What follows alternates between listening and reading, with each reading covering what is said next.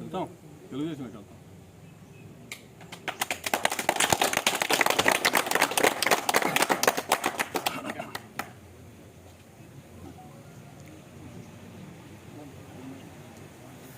Sir ఇప్పుడు దాకా 4 ఎమ్మెల్సీలు ఇంకా ఆమోదించలేదు చైర్మన్ గారు, మీది 5వ అవుతుంది.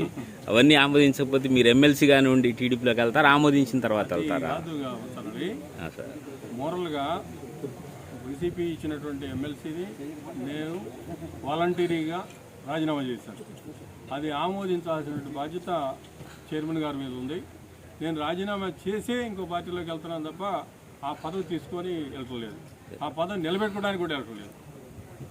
మేము రాజీనామా చేశాంగా, అది ఇప్పుడు అదే రాజీనామా చేయాల్సినటువంటి బాధ్యత అయిందే. మేము వాళ్ళు వాలంటరీగా చేశానని చెప్పారు, నా మీద ఎవరు ప్రభావం లేదు, నేను వాలంటరీగా చేశానని చెప్పాను. But they are not accepted sir. అది చూద్దాం, చేస్తారో లేదో చూద్దాం. టైం ఇచ్చాంగా, అంత టైం ఇద్దాం. ఆయన కూడా 14 సంవత్సరాల పాటు మేము ఇక్కడ పనిచేసాం.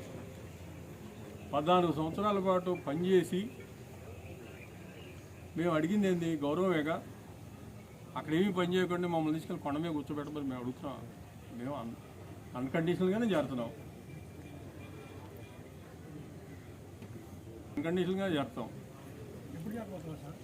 చూస్తాం, అందరితో మాట్లాడుకోవాలిగా, నీ ఒక్కరితో కాదుగా.